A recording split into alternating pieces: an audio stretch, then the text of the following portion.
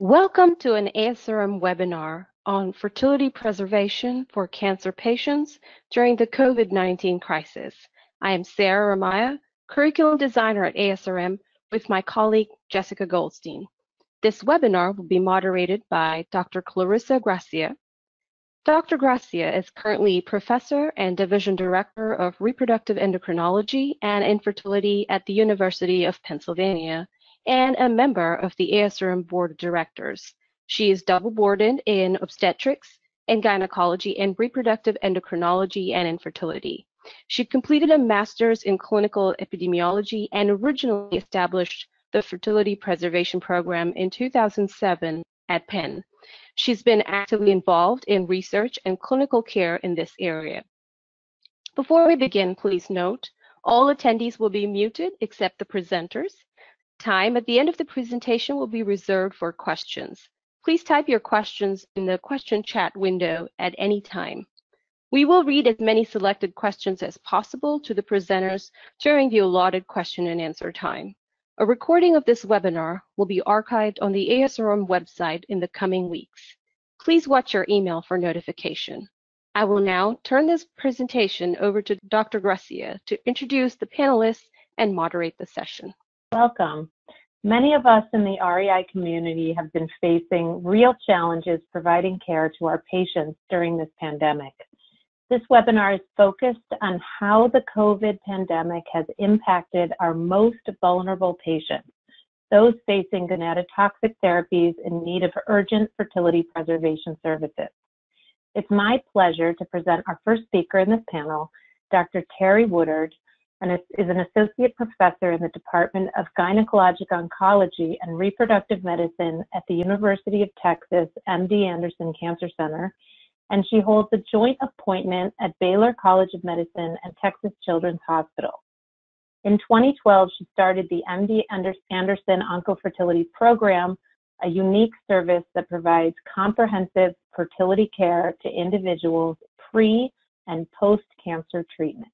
So good evening, everyone. My job today is to talk to you a little bit and give you a primer on COVID-19, and I have nothing to disclose.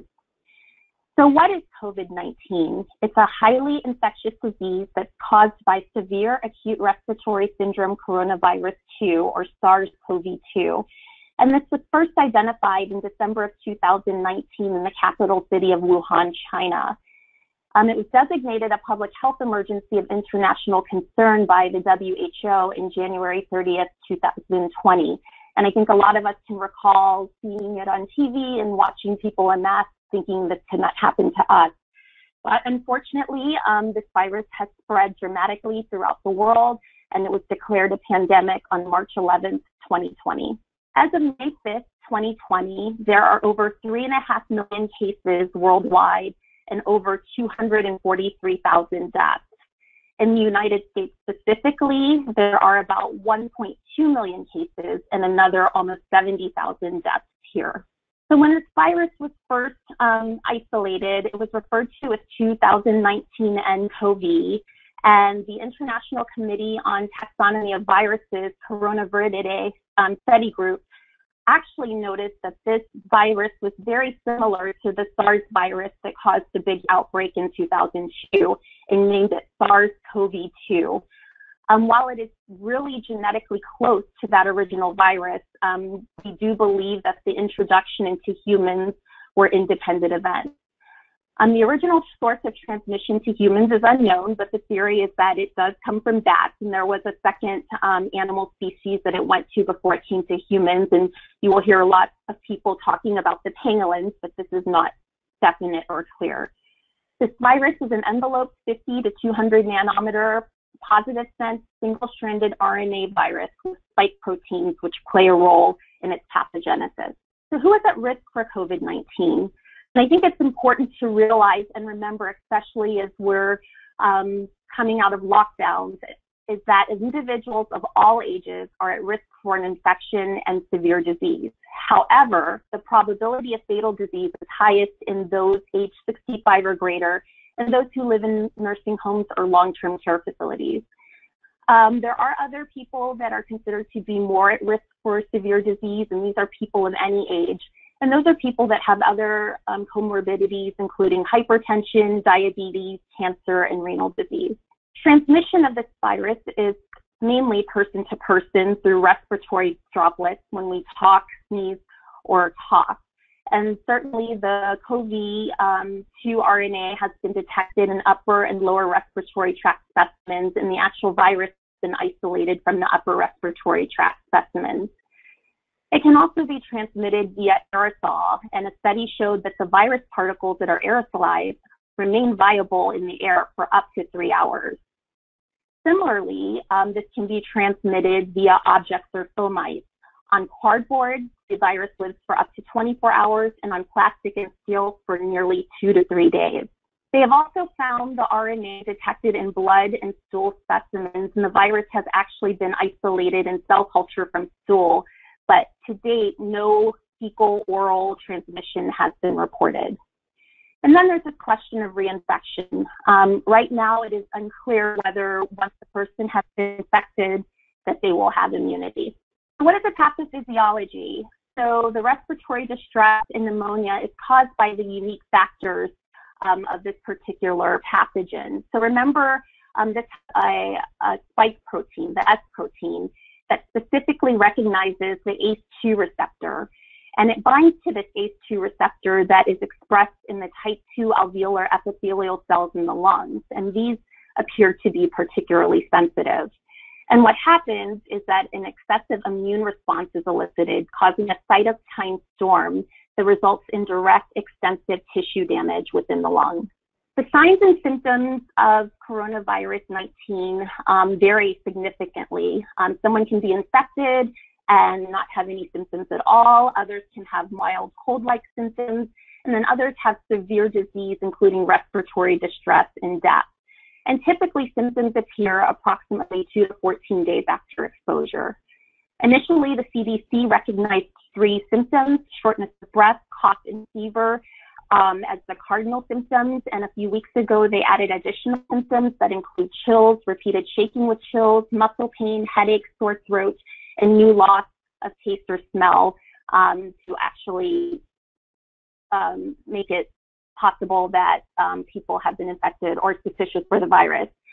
Interestingly, in a report of 1,500 hospitalized patients with COVID in the US, those first 3 symptoms were the ones that were seen most often. However, a significant number of people also had GI symptoms. So who should be tested? And this is always a question that people ask. The CDC defines people as high priority or not. And the high priority patients include hospitalized patients, healthcare facility workers, or workers that live in congregate living settings, and first responders with symptoms, and also residents in long-term care facilities or other congregate living settings that have symptoms. And then in addition to this, public health officials or clinicians may identify as high priority patients people with symptoms of a possible infection, with the symptoms outlined that we talked about in the first slide. And then people without symptoms who come from racial and ethnic minority groups that disproportionately have adverse effects of the COVID-19. And then other people without symptoms that may be at higher risk, including those with comorbidities. But of course, this is going to be dependent on the locality where the person lives. So we test for coronavirus by swabbing the nasopharynx, and that is what the CDC recommends. However, nasal swabs and oropharyngeal swabs are also acceptable alternatives. We do know that lower respiratory tract samples have a greater yield and are more sensitive. However, these are not routinely obtained because of concerns of aerolization during sample collection. Suspected cases should be screened for the virus with nucleic amplification tests such as reverse transcriptase PCR. And it's important to know that there are more than 20 diagnostic tests that have received emergency use authorization from the FDA, and that some of these tests have different platforms for this. So knowing your test is very important. It is also important to note that false negative test results can occur. To date, and at this point, antibody testing alone for diagnostic purposes is not recommended. Treatment for COVID-19 is largely supportive. The National Institutes of Health published interim guidelines for the medical management of COVID-19, and this report was prepared by the COVID-19 Treatment Guidelines Panel. So if people are ambulatory, doing okay, they're stable, oxygenating well, they will not be admitted. They will just get supportive care, and depending on where that person is and the comorbidities involved, sometimes they will get antibiotics prophylactically, inhalers, but that's not necessarily the standard of care.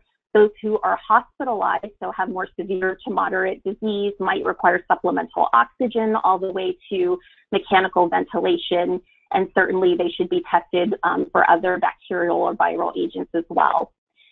At this time, there are no drugs or therapeutics that are approved by the FDA to prevent or treat COVID-19. However, there are some investigational drugs that people are looking at, including antivirals and immuno-based therapies.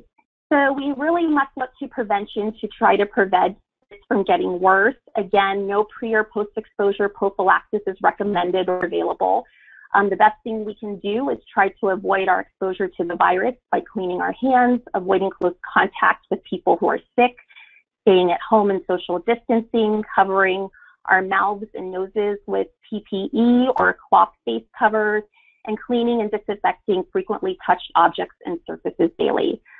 Hopefully, we will have a vaccine. However, at this time, it appears that it will be several months to at a minimum of a year before something like this is available. And I just wanted to point you to a resource on the ASRM website that gives a lot of information about COVID, both in general as well as how it relates to our fertility practices. This link has links to the WHO, to the CDC, if you would like to explore this further. Thank you. Thank you, Terri. Now I'd like to present Dr. Karine Chung, who completed her subspecialty training in reproductive endocrinology and fertility with a master's degree in clinical epidemiology at the University of Pennsylvania. She founded and directed the fertility preservation program at the University of Southern California for over a decade, served as chair of ASRM's Fertility Preservation Special Interest Group, and is nationally recognized for her expertise in fertility care for women diagnosed with cancer. She's currently in private practice at California Fertility Partners and continues to focus her practice on oncofertility patients. Thank you so much for that introduction. So providing fertility care to patients with cancer poses a unique set of challenges even under normal circumstances outside of a global pandemic. So as part of this webinar, we wanted to include an overview of best practices when providing urgent fertility preservation to patients facing gonadotoxic treatments. So over 80,000 adolescents and young adults are newly diagnosed with cancer each year in the United States. Because of the relatively high prevalence of breast cancers and gynecological cancers, well over half of these new diagnoses will be in women in the age range of 30 to 39. In this particular age group, fertility may be one of their most pressing concerns. And many of these patients will face treatments that will impact their future ability to have biological children. As we've seen consistent advances in cancer treatments and improved long-term survival, there's been a growing need for reproductive options for these patients. In 2013, the American Society for Clinical Oncology published revised guidelines stating that as part of the informed consent process prior to initiating cancer therapy, providers should address the possibility of infertility with their patients and should refer patients who are interested to reproductive specialists. This referral should happen at the earliest possible opportunity to allow the widest range of options for these patients. And at the time of that publication, embryo, oocyte, and sperm cryopreservations were the methods considered to be standard practice, while other methods should be offered only by centers with expertise. So the most essential requirements for an effective oncofertility program include rapid access to reproductive consultation and care and an interdisciplinary approach. Rapid access to reproductive care should start with an expedited availability for the initial consultation. At my center, we try to see these patients between 24 and 48 hours of referral, and the initial consultation should include detailed counseling on the risk of cancer treatment-induced fertility impairment and a thorough review of options for fertility preservation. In this discussion, counseling on the possible need for gestational carriers, FDA eligibility testing, and disposition of the frozen tissues in the event of the patient's death are all topics that take time to address but are important to address. A very important part of the decision making is to weigh the risks and benefits for these patients, especially because this patient population may face higher risks in undergoing ovarian stimulation and egg retrieval than we typically see for our general infertility population. So when I am facing these patients, I always ask myself these three main questions. First is fertility preservation indicated in this patient? In other words, does she have a significant risk of fertility impairment due to her cancer treatment? Second question is it safe? Do we have enough time to complete a stimulation cycle before she needs to start chemotherapy? Are there medical comorbidities that make this egg retrieval too risky? And then lastly, is it beneficial? In other words, will the patient have a good chance of pregnancy in the future with her frozen eggs or embryos? And is her chance of long-term survival high enough that she will actually have an opportunity to use her frozen eggs or embryos? So the second essential component for an effective oncofertility program is an interdisciplinary approach.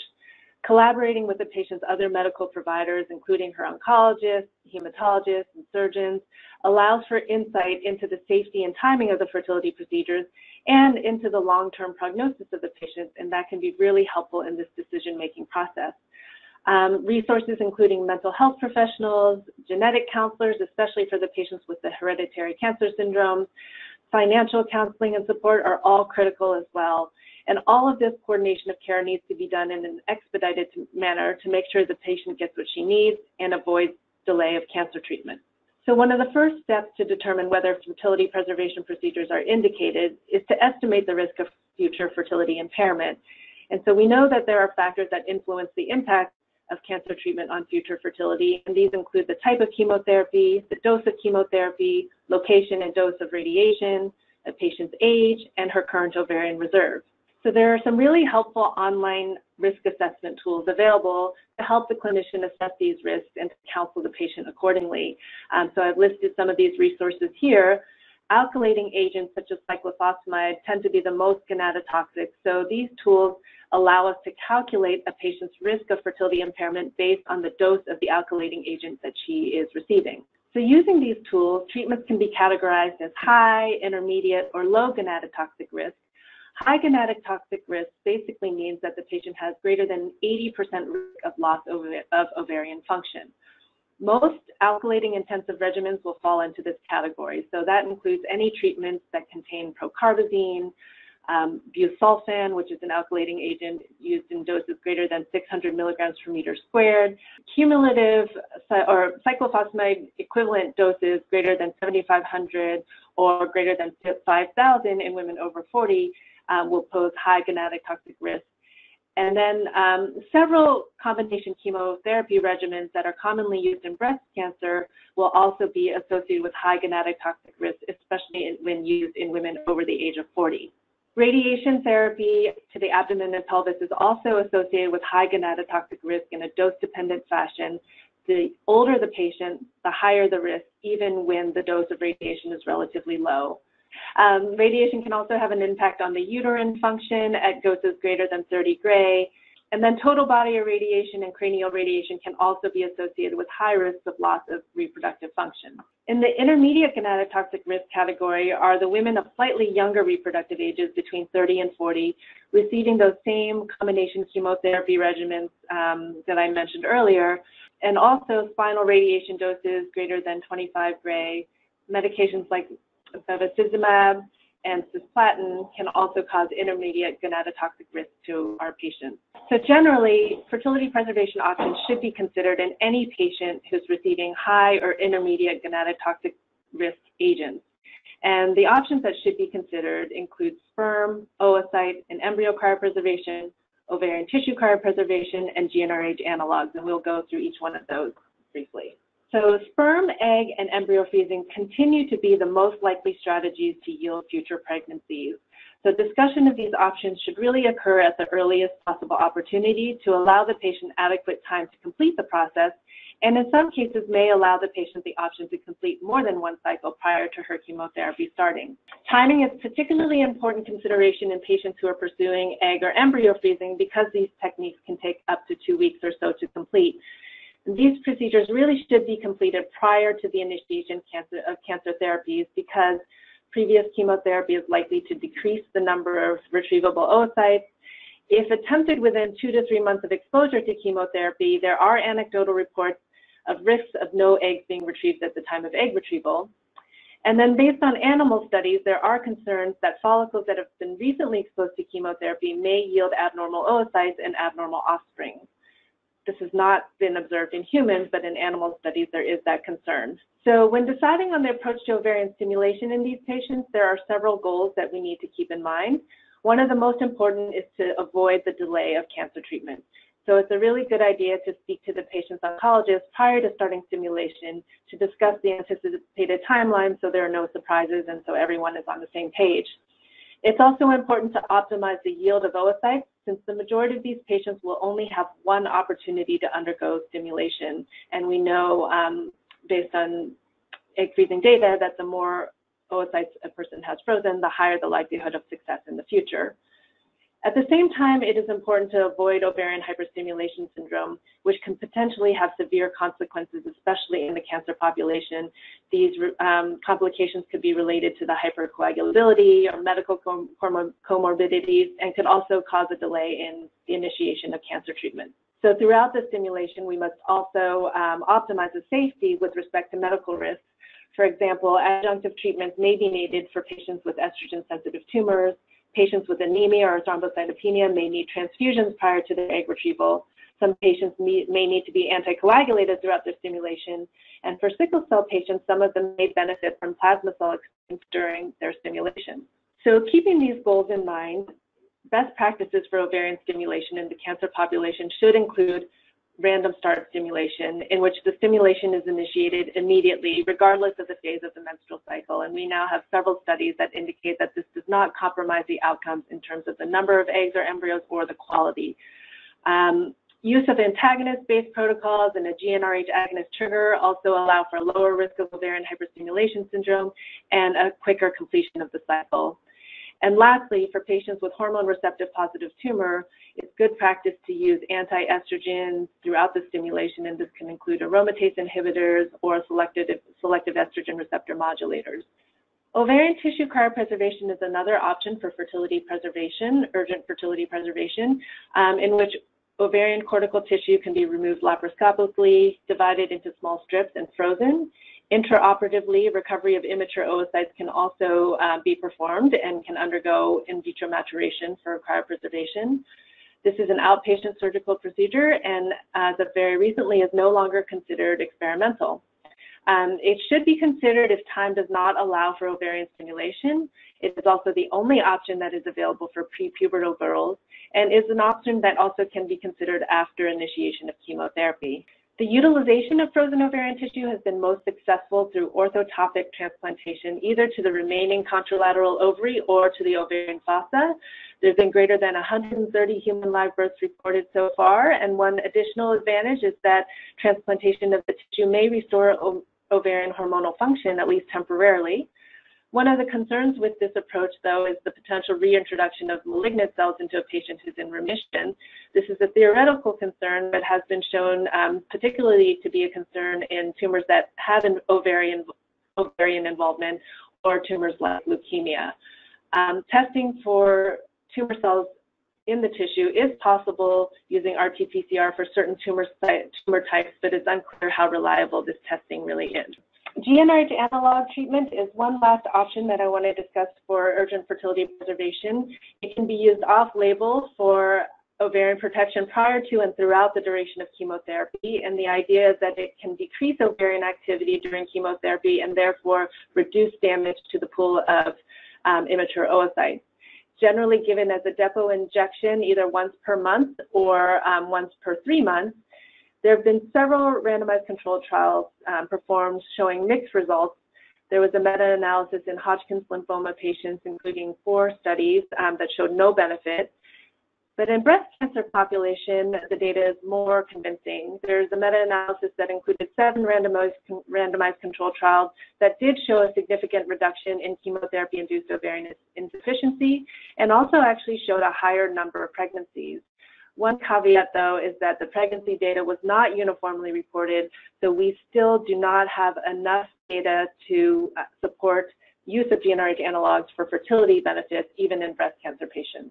So the GnRH analog treatments are still considered experimental and remain controversial, but given the evidence, it may be offered particularly to breast cancer patients to reduce the risk of premature ovarian insufficiency, but should not be used in place of other fertility preservation options that are more proven. It may also be used to prevent heavy menstrual bleeding in patients with chemotherapy-induced thrombocytopenia.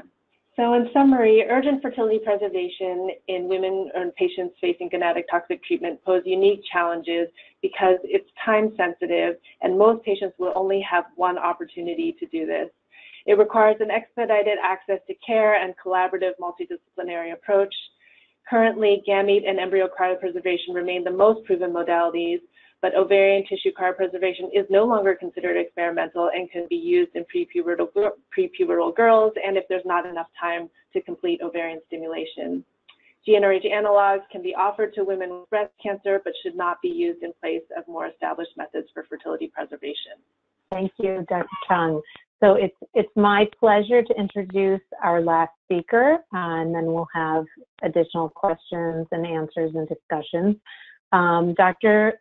Suneetha Senapati completed her subspecialty training in reproductive endocrinology and infertility with a master's degree in clinical epidemiology at the University of Pennsylvania. She's currently an assistant professor of obstetrics and gynecology and director of third-party reproduction and co-director of the fertility preservation program at the University of Pennsylvania.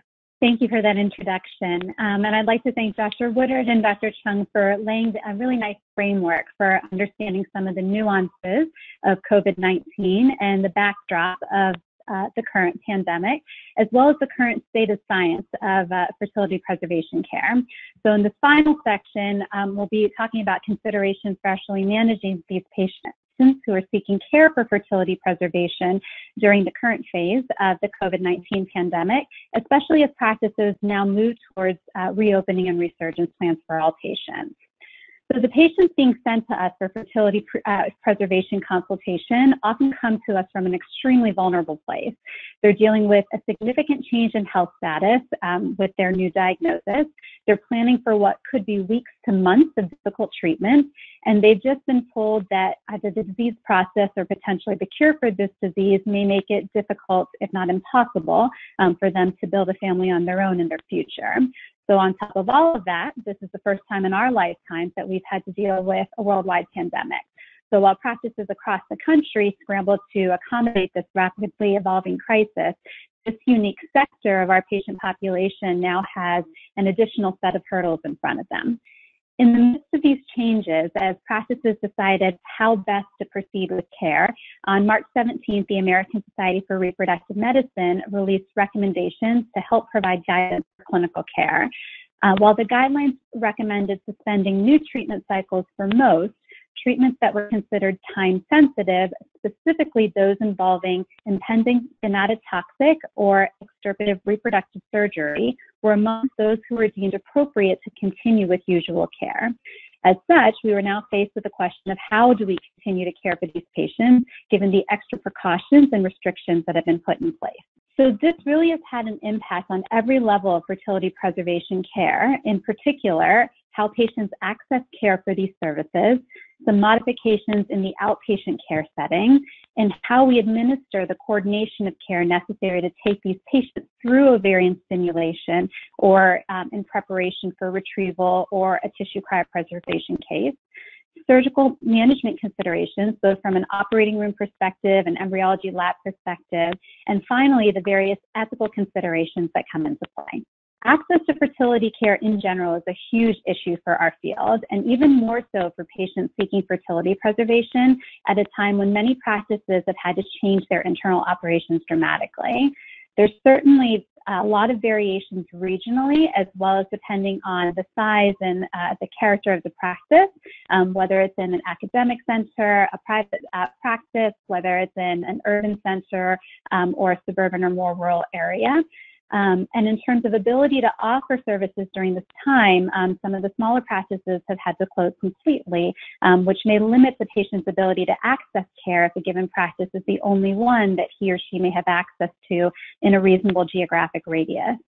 And also, while some patients have been willing to travel great distances to access care, fears and certain restrictions around travel may have impacted a patient's ability to access these services.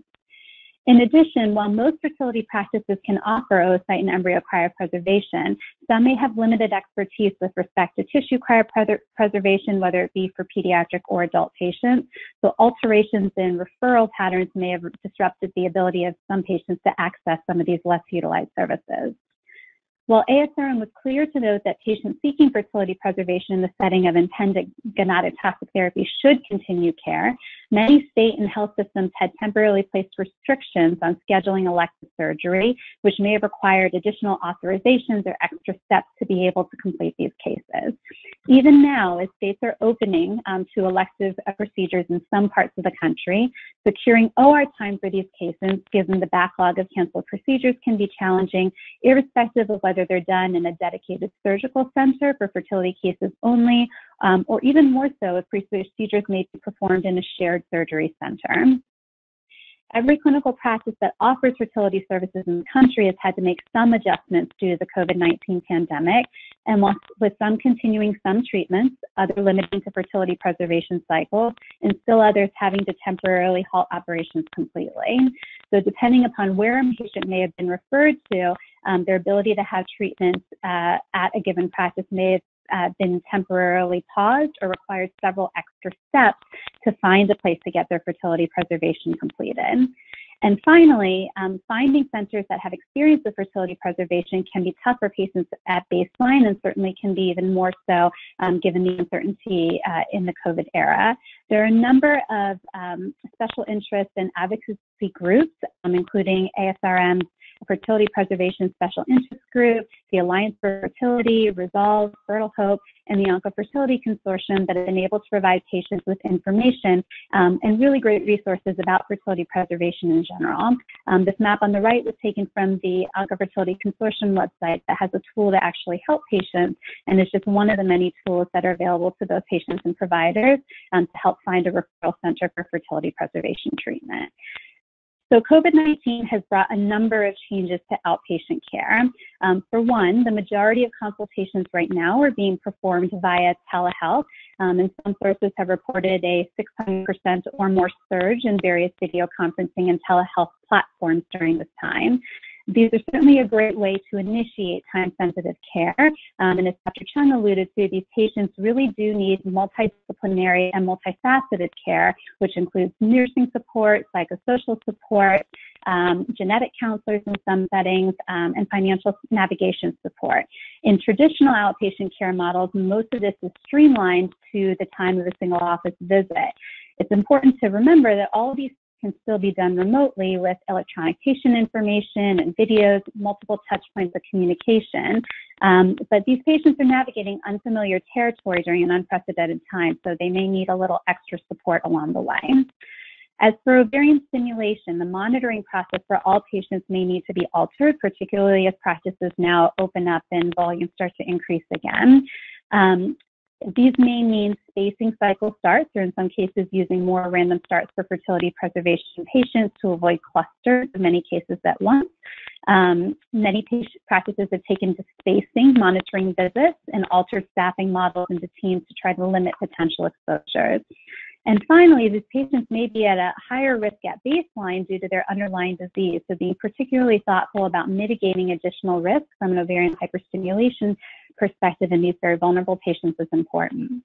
As practices move towards more treatment cycles again, having a COVID-19 screening and risk mitigation process for all patients will be important. And while there's no set guidelines, many practices will do temperature screens, require use of masks for patients. Others will actually be testing at various points in the treatment process. These protocols for screening will likely be practice-specific based on regional guidelines, as well as test availability and having a reasonable turnaround time for results. And certainly having appropriate personal protective equipment for staff for usual care in the setting of a patient who may actually have COVID-19 is of paramount importance. It's also important to note that this process of ovarian stimulation for fertility preservation can take 2 weeks, so that's a large enough window of time that exposure status and resulting symptoms could be dynamic. So it's important to have a process that allows assessments at multiple time points during that time frame from stimulation through to oocyte retrieval. When it comes to the oocyte retrieval itself, or the tissue cryopreservation case itself, there are several factors to consider. One, having staffing models of teams or other structures to account for the possibility of someone getting sick and potential exposure to other team members is important. Embryology teams may also need to alter practices if a patient is known to be COVID positive or recently recovered and undergoing oocyte retrieval. The Society for Assisted Reproductive Technologies has issued some laboratory guidance for COVID-19 and is calling all labs to examine their current practices and update them to minimize potential risks to gametes, patient, and staff. Operating room availability may be an issue for some practices as resurgence plans begin, particularly if their anesthesia teams cross-cover other services or if the surgical center itself is shared with other practices.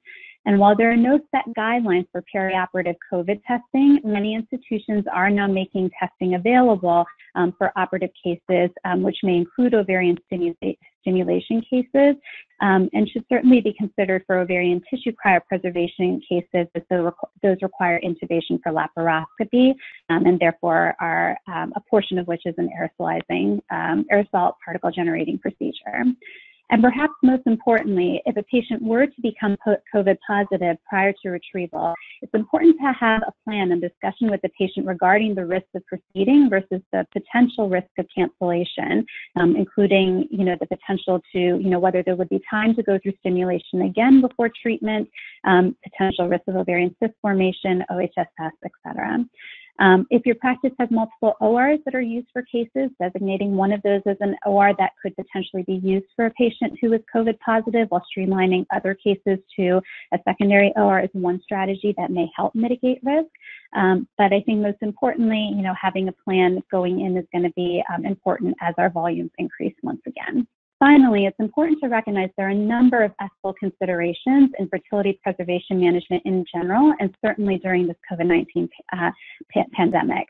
Patients with cancer have been highlighted as a high-risk group, so any decisions about pursuing fertility preservation should involve a discussion of risks and benefits with the patient and their care team. That being said, we should absolutely be continuing to care for these patients and advocate for them, given the time sensitivity of cryopreservation prior to gonadotoxic treatments. As with any patients encountered during this time, we must take extra precautions to limit exposures to other patients and staff. And this can be hard in a scenario that requires multiple visits and contact with medical assistants and nurses, physicians, and support staff. So being mindful and just making sure that social distancing is practiced in whatever way is possible, while still being able to take care of the patient appropriately is important.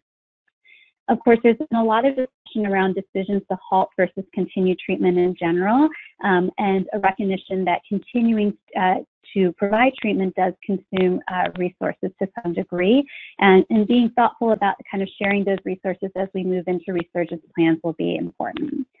And finally, I think an acknowledgement that there is very limited data at this point on the potential impacts of COVID-19 on gametes and embryo potential is something that should be discussed with all patients who are undergoing fertility preservation. And hopefully, more data will be available in the future to help guide these patients when they come back to utilize these gametes and embryos in the future. And finally, as we kind of move into the discussion portion of the webinar, I just want to comment that there are a lot of regional variations across the country and even within states and different communities in terms of the prevalence of COVID and to what degree it's kind of impacting operations and patient flow. So in Pennsylvania, as of yesterday, there have been about over 50,000 cases and just over 3,000 deaths. Where I practice now, we technically have a stay-at-home officially through May 8th. There is some discussions about there being sort of a graduated reopening that will vary across the state. While all of this has ensued, on April 27th, the State Department basically issued a statement that it is okay to resume some elective surgery. So our practice is in the midst of that startup process. And just to share some data which we have collected that is part of an ongoing study at our institution, I think one of the questions that everyone has is, what is actually the burden of this disease amongst the patients that we take care of, reproductive age women who should otherwise be mostly healthy, as well as, concerns about amongst healthcare providers and healthcare workers, what is that prevalence? So there was a study that was done on our labor and delivery at the University of Pennsylvania that had suggested that about 5% of reproductive age women may have been exposed to COVID in the past, either with or without symptoms. And a similar healthcare worker study suggested that at this point about 2% have been antibody positive. Now, these studies are very early in their processes with, still fairly limited numbers, but I think having a sense in your community as to kind of what the burden of disease is and the fluctuations are really important for making plans in your own practices for how to administer care moving forward. Thank you, Dr. Senapati. I wanted to bring Dr. Chung back to comment on what's happening in California. Okay, thanks. So this slide basically summarizes the situation in California as of May 4th, where there have been over 50,000 confirmed COVID-19 cases and over 2,000 deaths due to COVID-19. Here they're calling it the safer at home restrictions, similar to shelter in place or whatever you want to call it. And those were initiated on March 19th and are set to expire on May 15th, although there have been some steps towards some businesses opening as early as this Friday. But between March 19th and this week, basically all non-essential businesses have been closed. As part of the initial announcement about this safer at home, about these safer at home restrictions, there was a clause that said that healthcare facilities would be exempt. And so we've been able to stay open throughout this process to care for our Oncofertility patients. Thank you, Dr. Chung. And then I wanted to bring Terri Woodard again to to discuss what's happening in Texas as well. Thank you, Dr. Gracia. So as of May 5th, Texas has registered over 32,000 cases or infections and 884 deaths. And if you look at this data, there are a lot of questions about how much we were doing our testing, and actually we've really ramped up testing more recently. So I expect that number to increase, and it has been. We have been a little earlier in the process of reopening, so our stay-at-home order expired as of May 1st. And actually, as of Friday, they're also extending that to non-essential businesses that would include salons, nail care. They're even talking about opening gyms. But as of right now, restaurants can be at 25% capacity for eat-in. Most of our stores are open. Fortunately, because Texas doesn't appear to have been hit quite as hard, while we were going through this crisis, especially in the beginning where there were a lot of questions, many of the fertility centers in our city were still recognizing that our FERT-PRES patients were urgent and needed to be taken care of. So most of the larger clinics in our city remained open during that time for our patients, as we did as well. Thank you. So now I wanted to open it up to the questions and have all of the panel members kind of answer questions. We've gotten a few from online. Please send your questions in if you have any questions for the panelists. But we have some that we can start with. So the first question, Dr. Senapati mentioned telehealth visits, and I was curious, were others, Dr. Chung and Dr. Woodard, are you seeing these oncofertility patients first via telehealth, or are you scheduling them for an in-person consult? And also, I would like you guys to talk about the nursing consults. Are those in person? Are they telehealth? and maybe a little bit about the strategies you're using to kind of mitigate risk in your practice. So I guess I'll start with Dr. Chung. She's on the left side here. Sure. So yes, while I generally prefer initial consultations to be in person, especially for cancer patients where I feel like it gets things started sooner so we can do the ultrasound on the same day, et cetera. Because of the uncertainty of these times, we have switched to all initial consultations, even for cancer patients, to take place over telemedicine, either video conferencing or telephone calls for the initial discussion. And then if they feel that they'd like to proceed, I've been bringing them in the next day for baseline ultrasound and to start stimulation. The nursing consultations have also been initially by phone, getting things organized like ordering medications, teaching medications through video conferencing. Most of that has been not in person, but either over telephone or over video conferencing. And as far as what we've done as a practice to implement procedures to improve safety to both of our patients and our staff, since early on in March, we implemented a system where for all patients who were coming into the practice, we had a list of questions. We were really trying to follow guidance that the CDC was offering. So we would screen our patients with questions regarding symptoms of the COVID-19 virus, and recently updated that list according to the CDC's updated list of symptoms. And we've also been taking their temperatures as they come in, and that goes for all patients who come in and all staff who come in, daily temperature checks. And we've been enforcing the social distancing by limiting the number of patients and the number of staff that are in the office at any given time.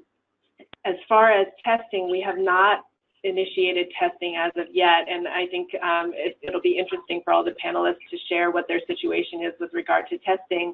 I think as part of a private practice where we're not affiliated with a big hospital, access to testing has been a real problem, and I know that varies from region to region, but particularly in California, you know, it's very difficult to have access to testing because we're not part of a big hospital system.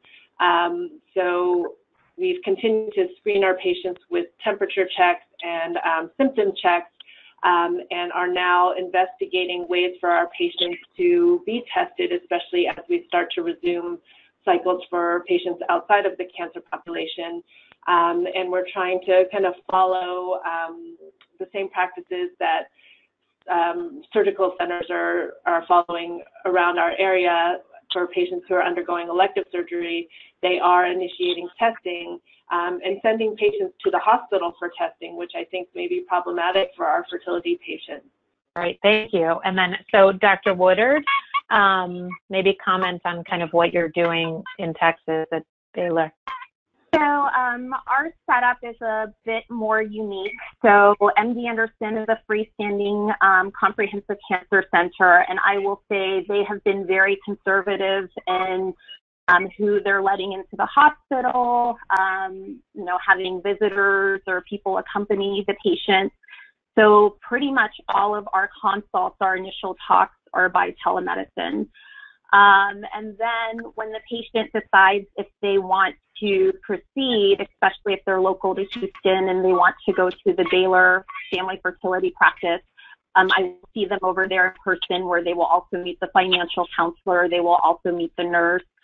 Of note, as at being at MD Anderson, we see a lot of Texans, but we also see a lot of people that come from out of state and internationally. So a large part of my job during this time, and my partner, Dr. Lori McKenzie, has been trying to connect people with clinics throughout the United States. So there's probably people in this webinar that have gotten calls for us to say, you know, hey, are you open? You know, where can we send this patient? Can we send you this patient?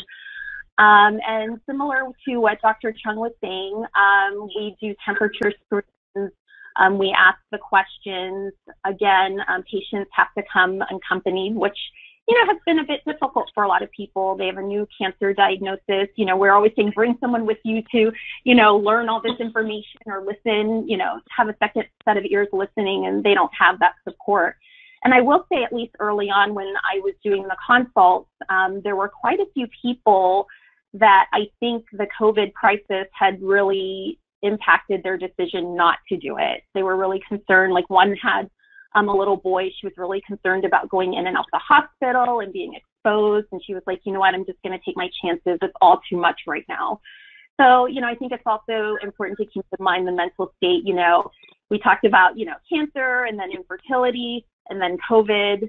I mean, that's really hitting our patients hard, but, we continue to serve as a resource and try to connect them to the services that we need to get them to. Great, thanks. Dr. Senapati, what about your experience? So, yeah, I think we at University of Pennsylvania are doing a lot of what Dr. and Dr. Chung described in terms of how patients are coming into our practice.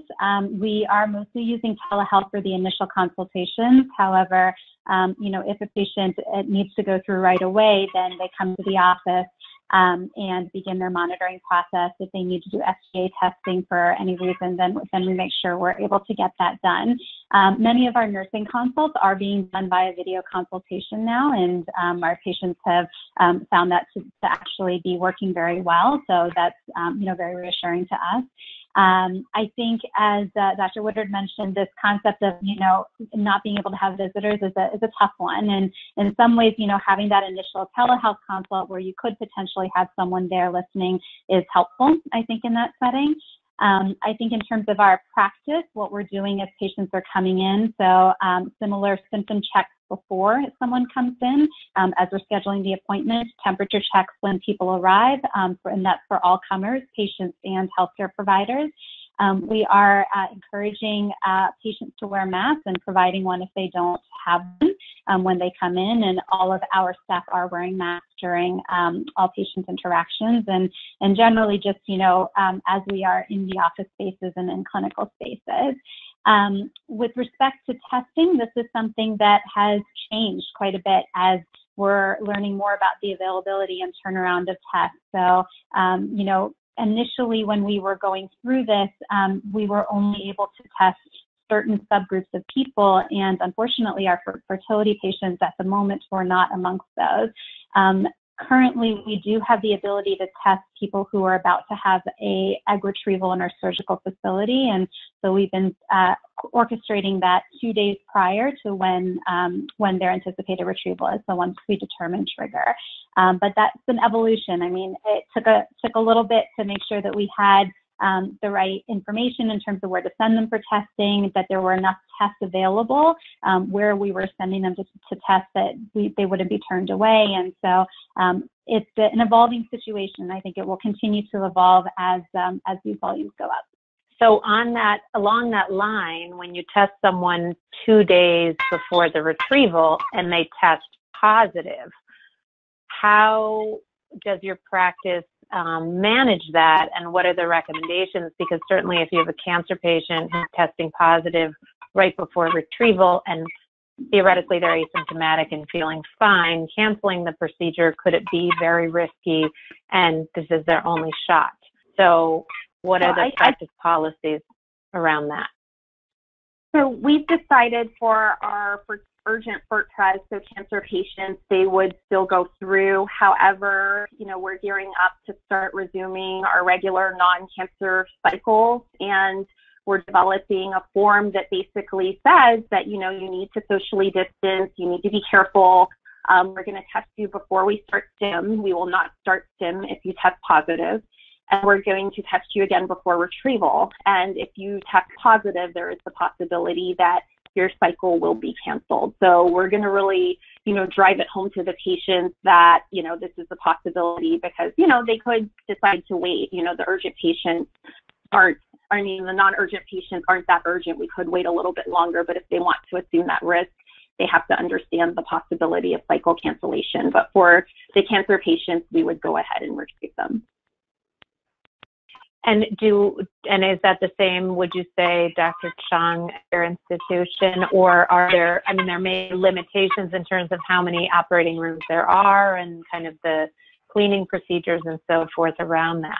Yeah, I think that part is still kind of up for debate. We only have one operating room, so if a patient were to test positive just before her egg retrieval, unless it was a cancer patient, I feel that our arms would be tied and we'd probably have to cancel that patient's retrieval. So I think it's tough. Assuming that these patients are asymptomatic, the testing just opens up a lot of possibilities for difficult situations. The test, first of all, is not, I think that there are a lot of questions about the sensitivity and the specificity of the test.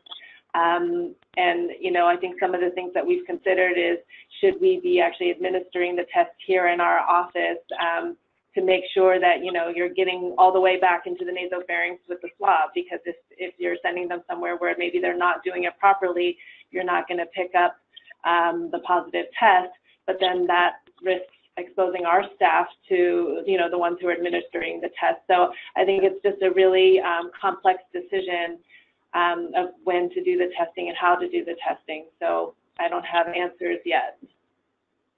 Yeah. What about Dr. Senapati? Yeah, I think it's, we've been lucky to date that the scenario hasn't come up. However, it's inevitable that it will. And I think the most important thing is, as Dr. Woodard suggested, is transparency up front. I think talking to the patients and saying, look, we're going to take every precaution we possibly can, and we're taking these steps along the way. But there is a possibility that we may need to halt the case.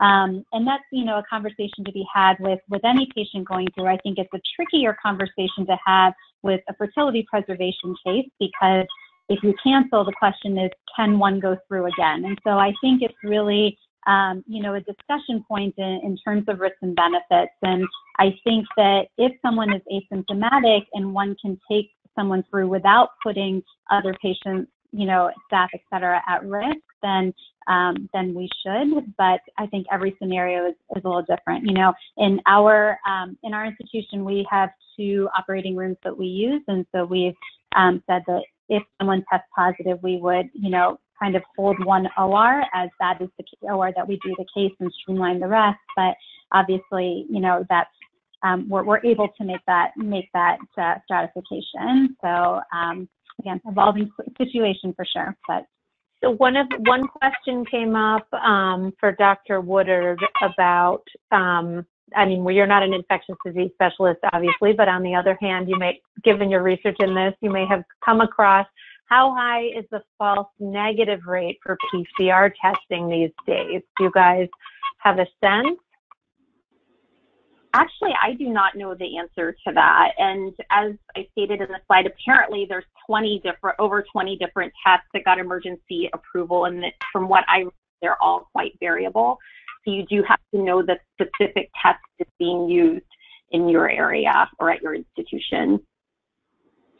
I can speak to that a little bit as well, because my husband's an ICU doctor who is very on top of all this.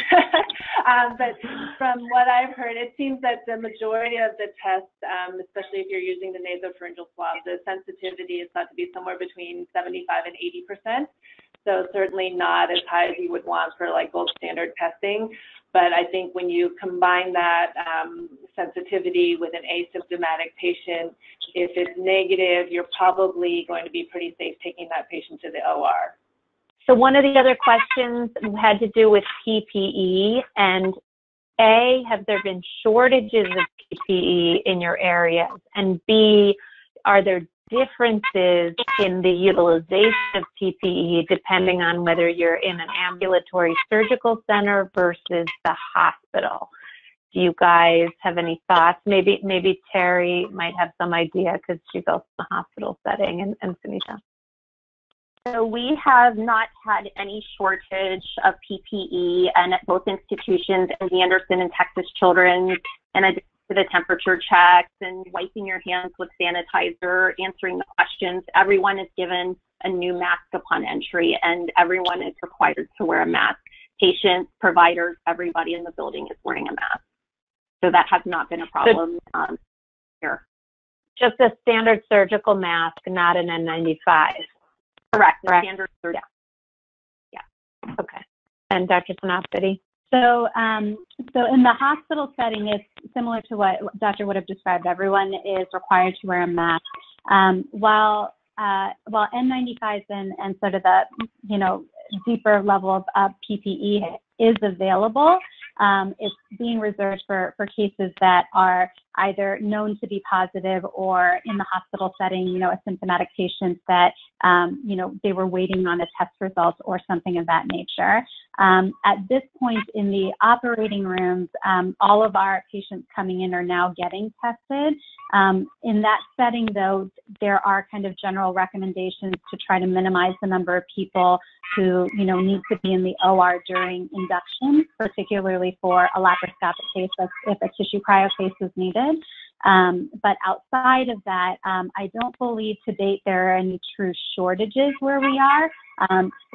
But I think a lot of that is because, PPE is really being, the practice of utilization is really for those that are deemed to be the highest risk.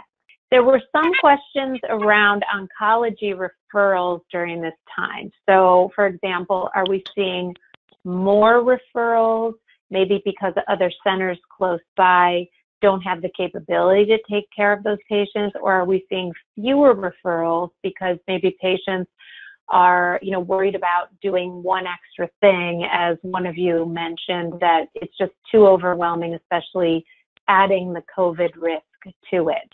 I don't know, Dr. Chung, what have you seen? My impression is that the referrals may be slightly higher than normal, just in terms of numbers, but I agree with, I think it was Dr. Woodard who said that there's a little bit more trepidation, I think, as far as whether to proceed with the process once they hear that there are going to be multiple office visits where they're going to be leaving their homes, coming to a clinic, and potentially being exposed. So I think that it's made the decision of whether to proceed with these with this process a little bit more difficult, I think, for these patients than usual. And then there were a couple people who asked questions about patient prognosis and risk. So has there been, would we still consider putting a patient through, even if they have a poor prognosis or chance of survival, perhaps if, the partner were interested in posthumous reproduction, or are we stratifying or deferring care based on risk given this environment? Do you think anything's really changed with respect to that? And I guess I would ask Dr. Woodard. So I don't feel how we've approached that has changed in the setting of COVID. I think that's a very personal decision, and I find that the patients who, I would not even want to take to the OR because they're so sick, they already know that. They just really appreciate having that conversation and addressing those questions that they might have had. But in terms of prognosis, I feel like I see miracles all the time, people that you really think would not be here. I see them 5 years later. I think they have to kind of come to terms, we can give them the data, we can talk about what could happen if they're here or if they're not, and we do include that as part of our discussion, part of our informed consent when we, talk about embryo or egg disposition. But I don't feel that the COVID crisis has changed people's perceptions on whether they would do it or not. So Dr. Senapati, you touched on this. Are there any concerns about stored tissues being exposed to the virus, chances of contamination, in the tanks, and are the labs doing anything special, quarantine the tissues, et cetera, in this COVID, time? I think at this point we don't know. I think the reality is we don't. I think that in general, laboratory practices take into consideration, minimizing any potential infectious or other contamination with the storage process. So, I think all laboratories are being encouraged just to take another look at those procedures. As to whether or not tissues are being handled differently, I think if someone was known to be COVID positive, then there are processes and procedures for handling, gametes in the setting of a known infectious disease. I think for right now, the reality is unless we are screening everybody, which, we are just now in some cases doing so, there probably are some people who have come through that may have had some degree of exposure that that we don't know. And so I think decisions around this are really going to be based on kind of, you know, current laboratory practices wherever you are, and also what's the prevalence in the region where you are, and kind of making decisions how best to handle those. Yeah. How about you guys, Dr. Chung and Dr. Woodard? Anything, is your lab doing anything different in terms of cryo, you know, storing tissues during this time? Yeah, I think our laboratory has been keeping the stored oocytes and embryos from this time all kind of separate in a tank, but I don't know how long they can sustain that. I think at this point, everyone's just trying to figure out really what is the risk, and is there any evidence that the virus actually exists in follicular fluid, or in the materials that we're working with in the embryology lab, and I don't think we know the answer to that.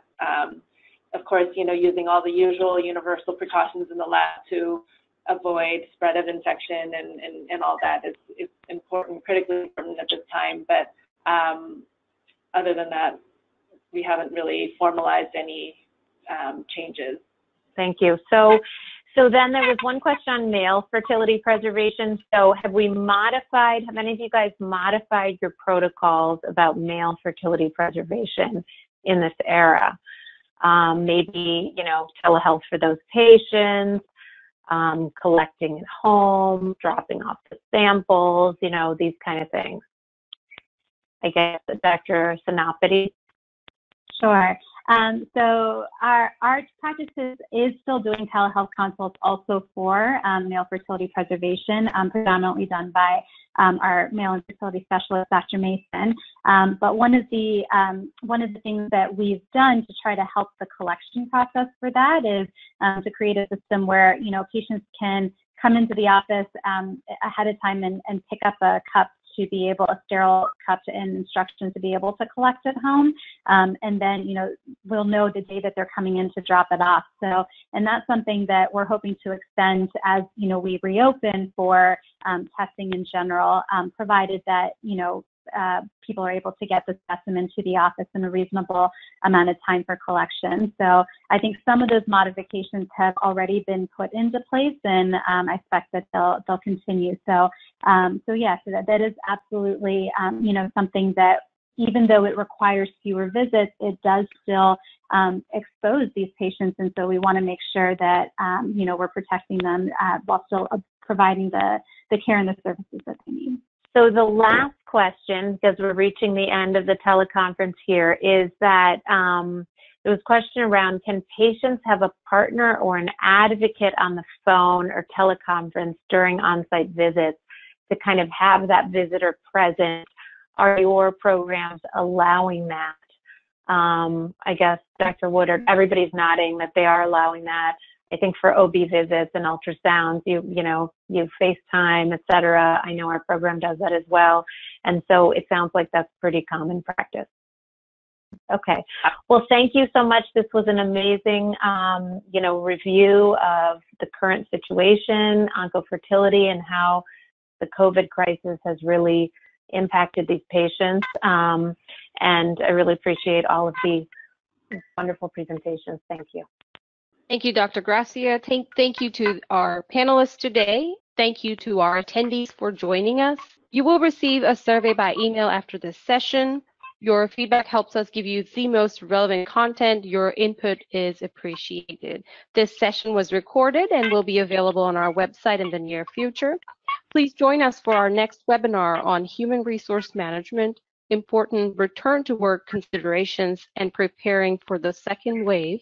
That's scheduled for Friday, May the 8th. It's presented by the Association of Reproductive Managers. For any further questions and comments, please don't hesitate to contact us at webinars@asrm.org. This concludes the webinar. Thank you.